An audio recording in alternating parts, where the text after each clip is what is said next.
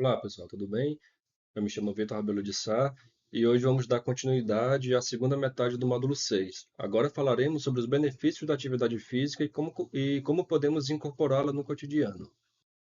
Temos como objetivo de aprendizagem para esta aula entender o impacto do exercício físico para o funcionamento cognitivo e para a saúde mental e identificar estratégias para a prática de atividade física em adultos. Então, quais são os benefícios da prática de atividade física? Né? Ela vai trazer prevenções a doenças cardiovasculares e doenças crônicas, como a diabetes, a pressão alta. Ela vai estar relacionada também à redução de sintomas referentes à depressão e à ansiedade, a melhoria na qualidade do sono e aprimorar o desenvolvimento cognitivo, né? Como a atenção, a memória e as funções executivas.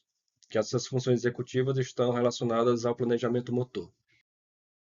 A prática de atividade física, ela está relacionada com o aumento do volume do hipocampo, que é uma região que é associada à memória, ou seja, com esse aumento do volume hipocampal, tem-se uma melhora na memória e a capacidade de aprendizado, tem uma melhora na atenção e na concentração, e melhora nas funções executivas, como o planejamento e execução. Em especial, né, esses benefícios são mais acentuados quando se há uma prática de atividade física com exercícios aeróbicos. E quais seriam os benefícios cognitivos para estudantes universitários? Nesse contexto, foi realizada uma revisão sistemática com meta-análise por Wunsch e colaboradores, e eles investigaram a relação entre a prática de atividade física, o estresse e o desempenho acadêmico.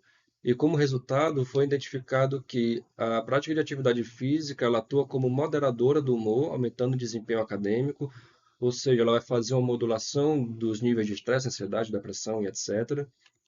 Né? E além de reduzir esses níveis, né, de estresse e ansiedade, por exemplo, a atividade física ela vai potencializar a memória e a concentração, que são importantes funções para o período de alta demanda acadêmica, como, por exemplo, durante a época de provas ou durante a época de elaboração de algum material, né, como uma monografia, um TCC, algo do tipo.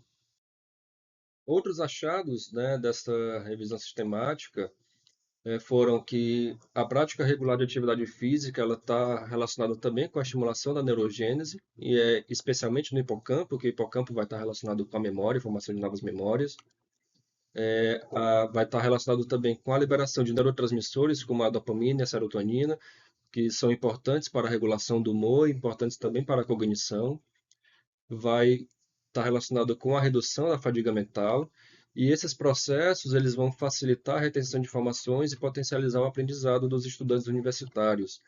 E, adicionalmente, a atividade física ela também vai promover a manutenção de hábitos saudáveis, a disciplina, né, o desenvolvimento de disciplina, de comprometimento, de realizar as atividades, como também a resiliência, a capacidade de eu conseguir me adaptar a situações adversas e depois voltar ao meu estado basal.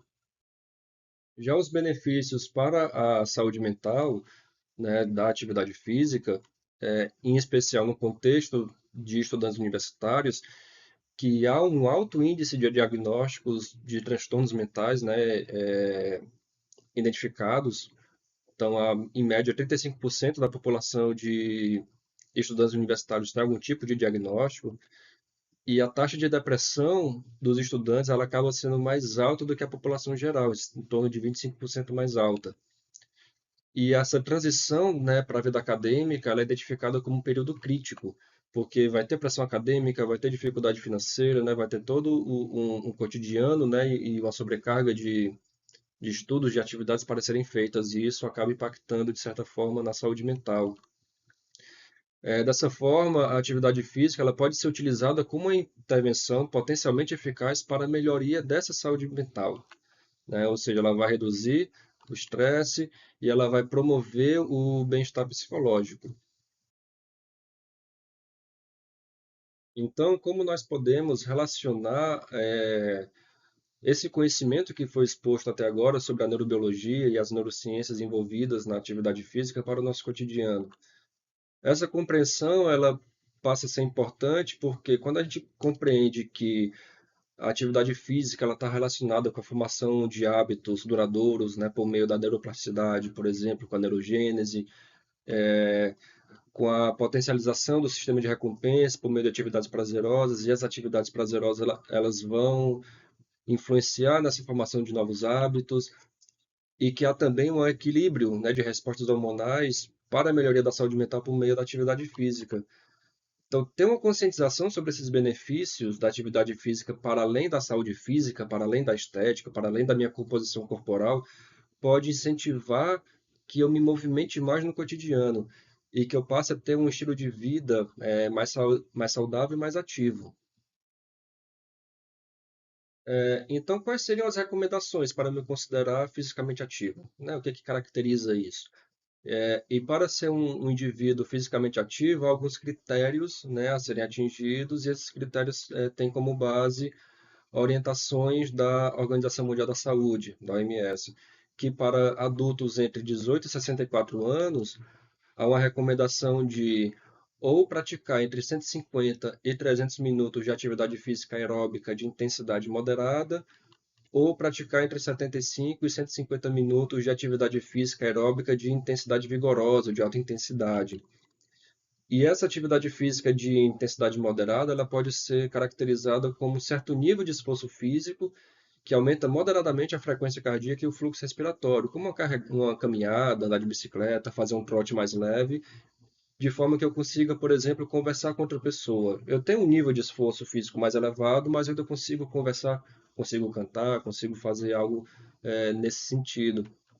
Enquanto que a atividade física de intensidade vigorosa, de alta intensidade, eu tenho um grande esforço físico, né, que vai aumentar significativamente a minha respiração, meu fluxo respiratório e a minha frequência cardíaca. Nessa situação, eu já não consigo conversar com um colega porque eu estou é, focado em respirar para não perder o fôlego, entre aspas. Então, como que a gente pode pensar em incrementar a prática de atividade física no nosso cotidiano? Podemos pensar em identificar horários e oportunidades para essa prática de atividade física, onde que seria mais adequado, em que local seria mais adequado, em que horário seria mais adequado, seria antes de ir para o trabalho, quando chego do trabalho, seja de manhã à tarde, etc. Eu posso pensar em utilizar espaços comunitários, como praças, parques e quadras, eh, próximos à minha residência, para fazer essa atividade física. Eu posso pensar também que prática de atividade física mais me agrada, porque quando eu faço algo que me é prazeroso, há um aumento, né, da possibilidade e da probabilidade de eu permanecer, né, nessa prática de atividade física, porque eu me sinto satisfeito, eu me sinto recompensado por estar fazendo ela. Então, a gente pode levar por preferências individuais. Eu posso pensar em realizar outras modalidades que eu nunca, esportivas, por exemplo, que eu nunca experimentei antes, e pode ser que eu goste. Então, se, por exemplo, eu nunca joguei vôlei e jogar vôlei, quando experimento eu gosto, provavelmente eu vou querer voltar, né, para o vôlei e continuar a realizar aquela prática. E a gente pode pensar também na inclusão da atividade física em nosso cotidiano. A gente pode aumentar a quantidade de caminhadas, a gente pode optar também por usar mais escadas ao invés de escada rolante ou elevadores, por exemplo. Usar bicicleta caso você tenha, caso você saiba, né, andar de bicicleta também, você pode aprender, pode ser que seja uma alternativa viável.